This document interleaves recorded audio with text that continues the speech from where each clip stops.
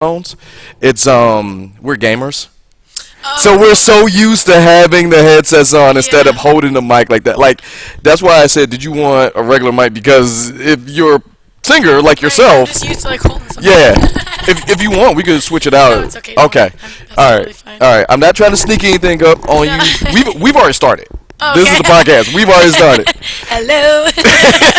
We've already started, but JJ, thank you so much for just giving me a little bit of your Of time. course. You've been a very, very busy young lady. This year has been awesome for you, super kind, and this is me watching.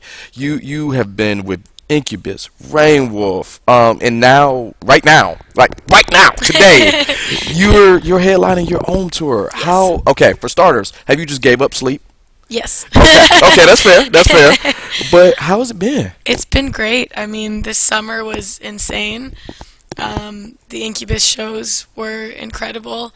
It was an honor to be able to open for them because I don't know, just like their extensive career, and I love the music, and it was like a real like fan moment for me. And then to go from that to another tour right away with Rainwolf, who are so different but so good, and it's just I keep going into these different opportunities and just seeing, you know, a whole different side of music, and it's, you know, it's the same thing every night. It's a show, but it can be so different every Yeah. night, and it's just I'm having a really great time. I mean, this thus far, granted, your own headline tour, we're Yes. 4 days into it. We are, yeah, this is going to be the third show. So Okay. that's the other thing. It's like in the summer I was opening, and now I'm coming back and headlining. It feels like it's crazy. It's so much, but I Yeah. love You were it. right up the street. What was that at?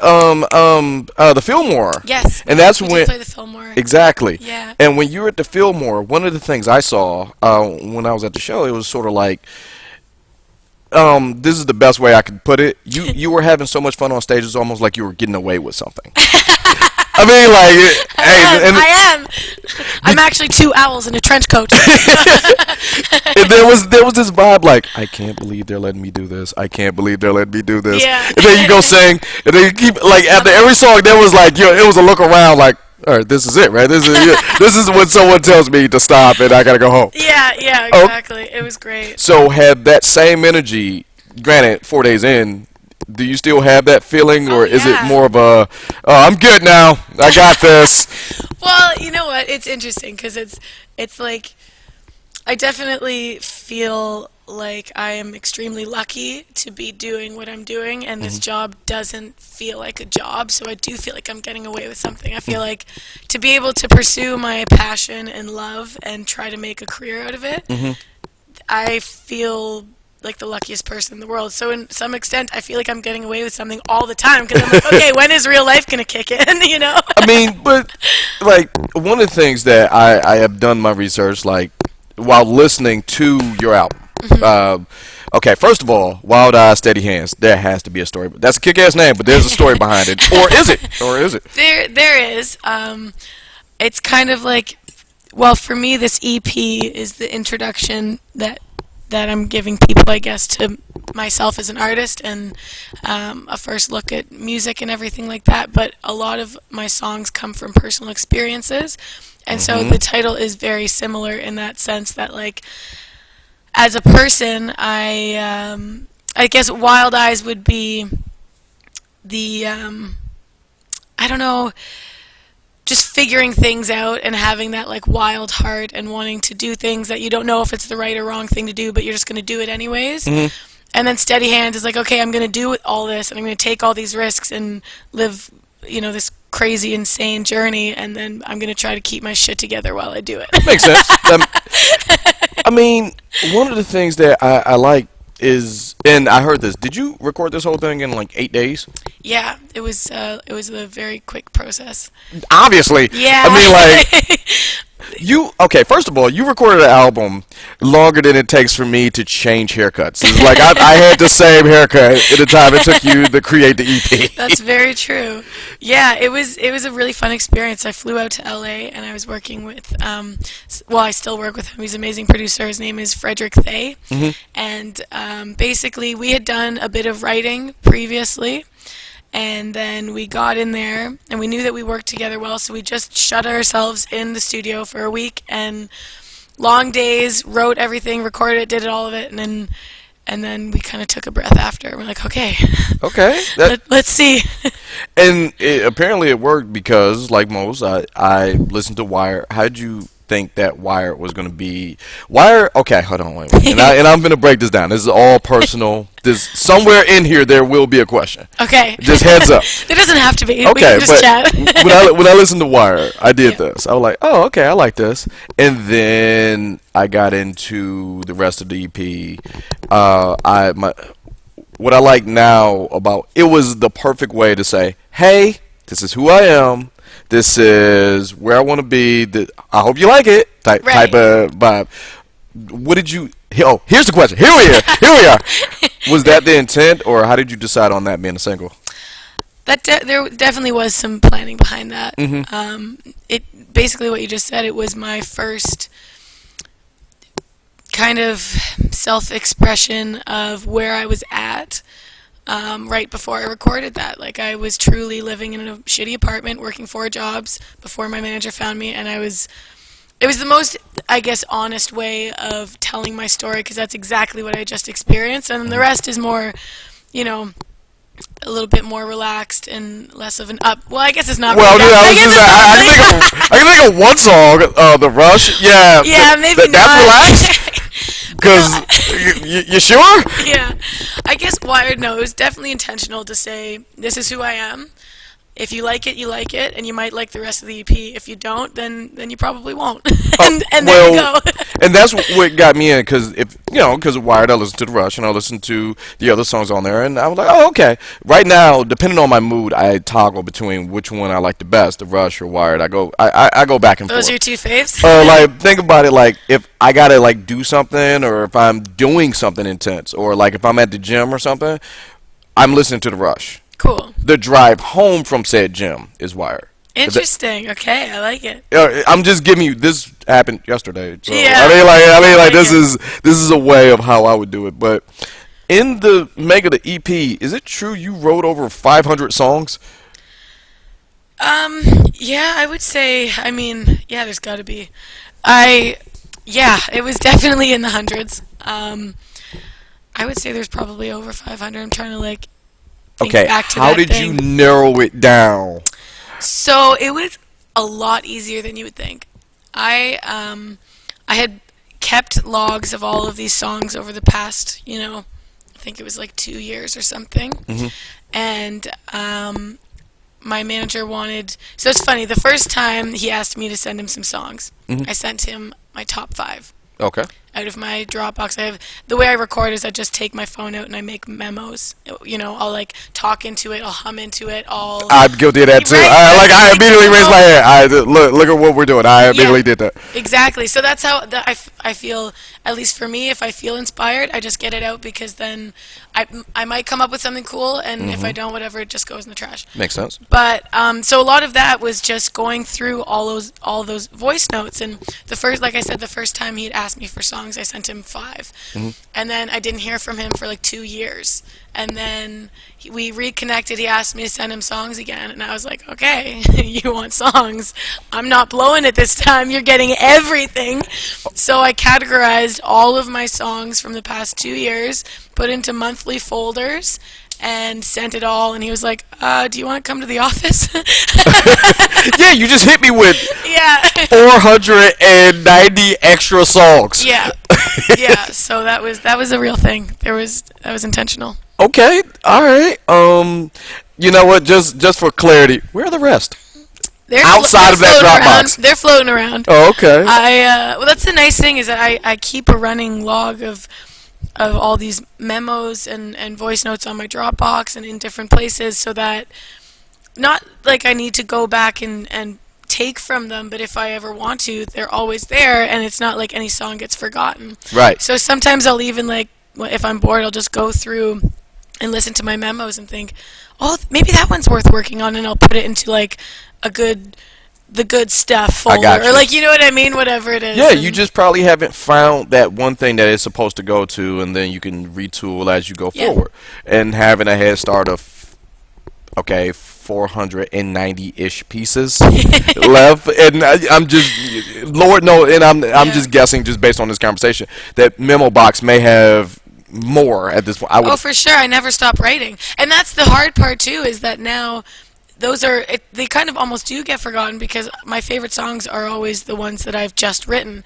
So now I have, hundreds of other memos that I want to bring to the next album. And it's like all of those, 400 whatever that didn't get used are probably not going to because I've already started writing new stuff. And Makes I'm like, right. It could, but it could. You don't It know. could, yeah, exactly. It I could use it. But It's there. now here's what I'm getting from our talking just a minute ago. You brought up the 3 jobs. You're still pursuing music. Okay, first of all, you have a crazy work ethic. Let's start there. Super crazy work ethic, but where was that? And from that professional world, and now you doing something that you love. What was that sacrifice for you to make the quote unquote the leap?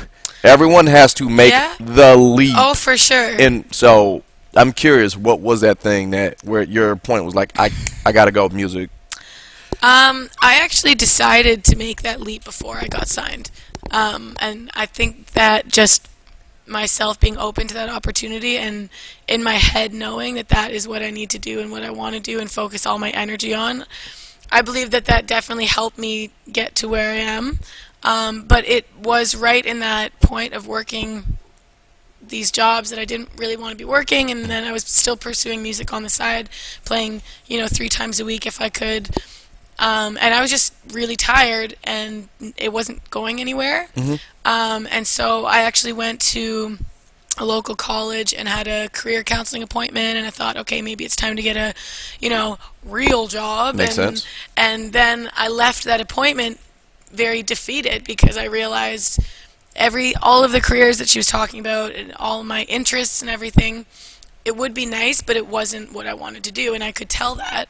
So leaving that appointment, I kind of made that decision in my head. I was like, okay, well, this sucks.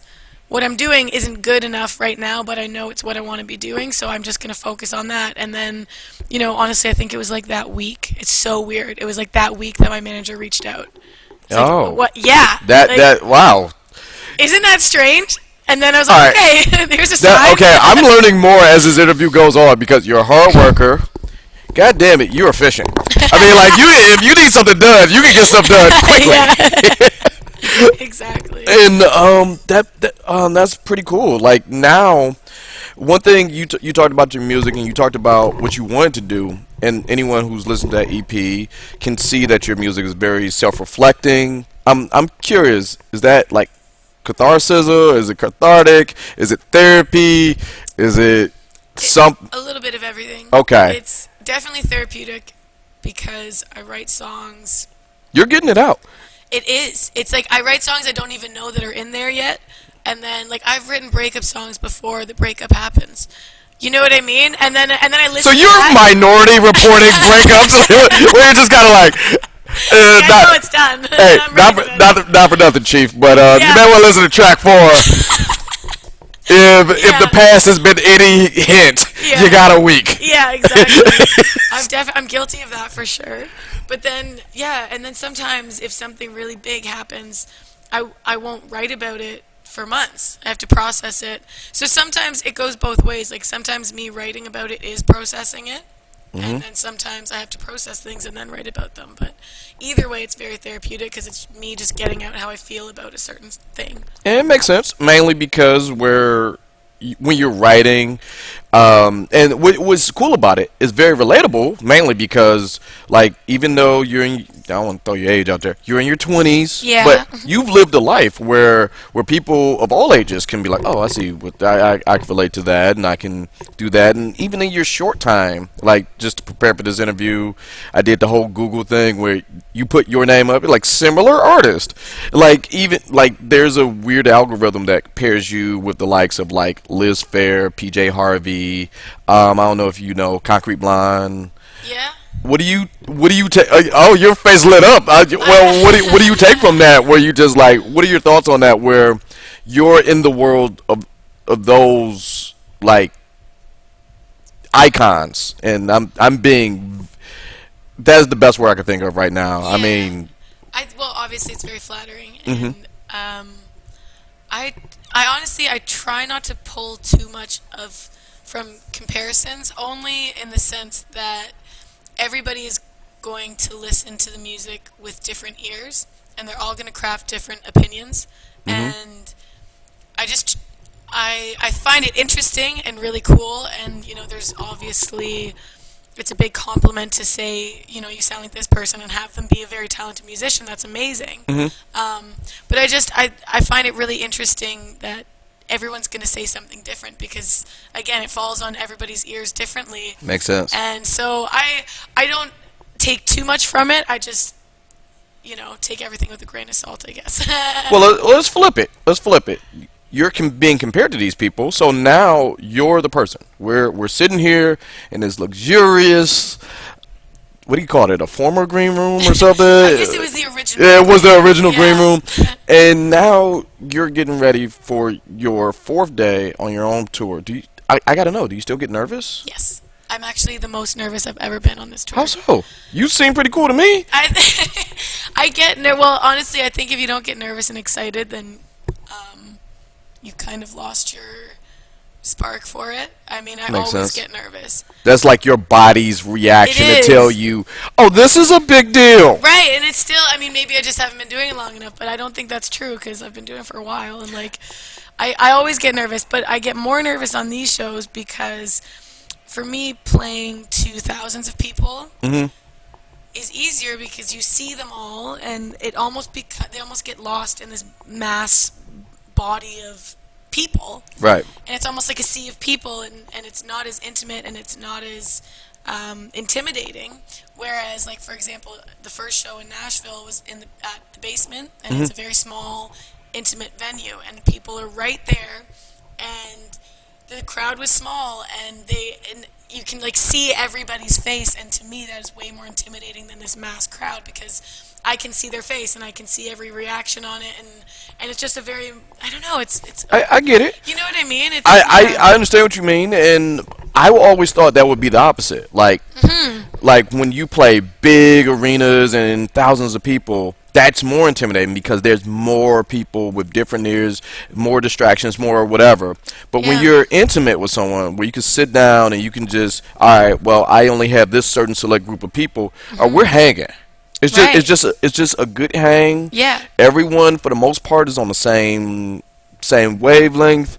There's very limited distractions because there's very limited people compared to the arena. So That's what makes it scary. There's no distractions. They've got their eyes on you the whole time. Which schools is of thought. which is a good thing. It's a good But thing. I will say this: at the Fillmore, when you play in front of a moderate crowd, there was a legit sing-along when you were playing.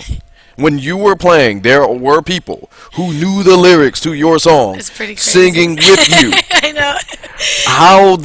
That has to be a good feeling. It should be a little thing in your head going like, okay, we're good now. That is an incredible feeling. Yeah, words can't describe it. That's probably one of my favorite things. It makes every long night and tired day worth it. When stuff like that happens, it's just like, whew, I love it. Now I want to do that thing where I gotta like do like that weird journalistic question. Okay.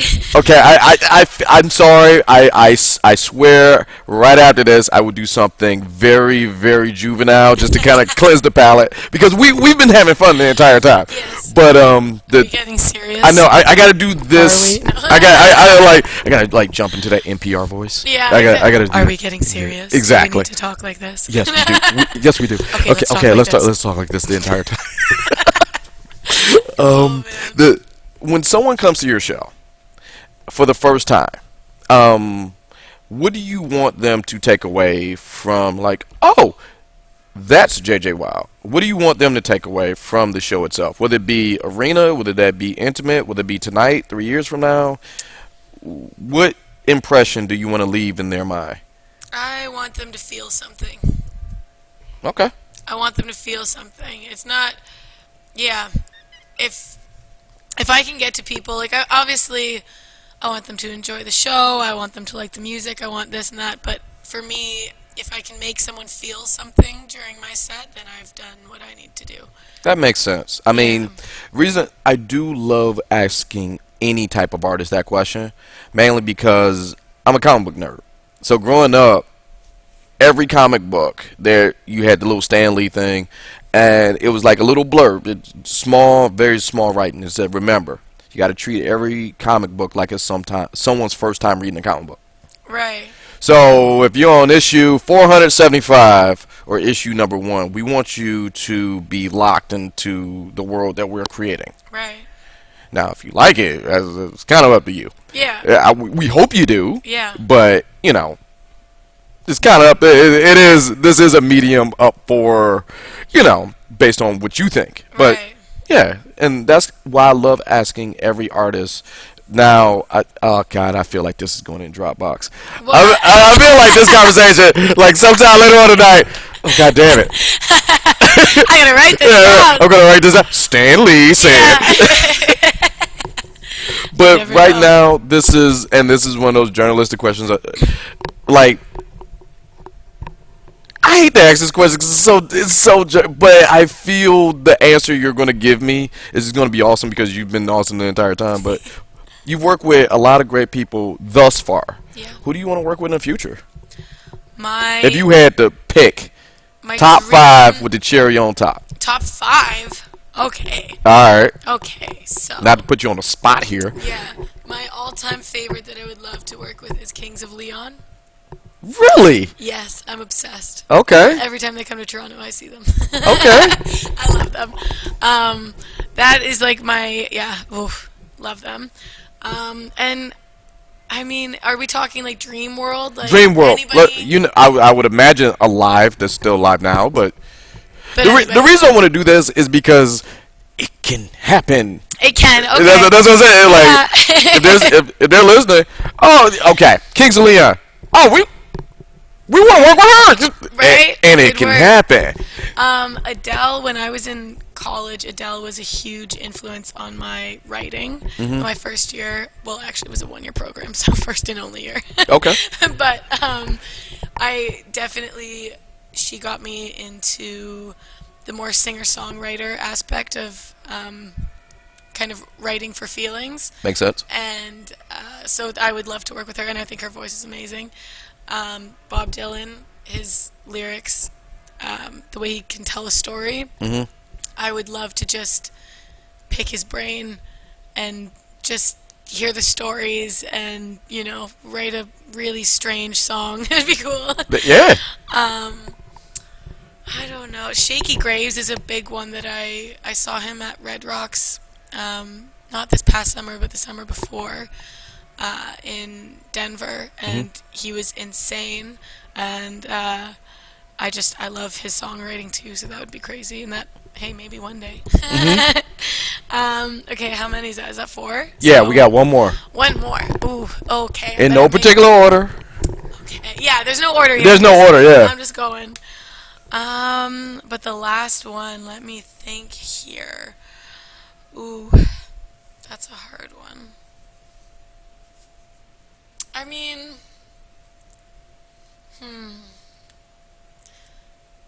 This is as of right now. I mean, like, this can change in 2 minutes. Yeah, That's what I'm saying. There's I no know. pressure. I'm just trying to think. Okay, but they're not alive, but Amy Winehouse. Oh, yeah. Yeah. That's like a really obvious answer because I love her, but Oh, that makes sense. That makes sense. All right, that's cool. yeah. And this is the last question. Okay. You've been so generous with your time. course. And then, if it's cool with you, we would like to play a couple cuts from the EP during the Sure. podcast so people can know what I've come to know. Yeah. All right, cool. Or if Thanks. you want, I can just opera sing right now and you can play that. Hey, whatever. We got time. I got more time than you do. But It's true.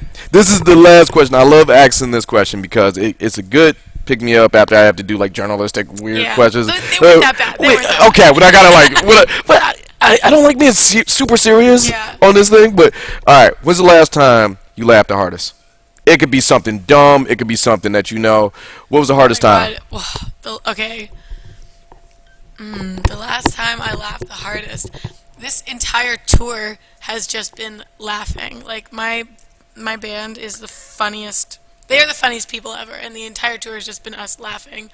I can't even think of like a specific. I mean, oh my gosh. The fact that I'm looking at your face as you're doing I'm it, like, and all you're doing the math, and you can't stop like smiling. That one, is it that one? You know what? That the catalog of you trying to remember a time to talk about. We'll use that one. Yeah, I'm very lucky. My band is hilarious, and we laugh all the time. So, yeah. That's awesome. Yeah. And we're very lucky that you gave us a little bit of your time. I Thank know you we for cut giving into. me your time. We're good. I live here. Yeah, we're good. You got to be on stage in a few. So. It's true. But thank you so much, JJ, and I wish you the best success. Just keep Thank you. going. Just keep reaching in that drop box and giving us just drops of goodness. Oh, and yeah. Anyone will have a break. We can start piecing it together. Oh, she's going through this. Yes. Yeah. There's gonna be some good songs out of this. Oh yeah. You just look like that's good. That next album. Oh, watch out. Yeah, exactly. Oh, thank you so much. Thank you.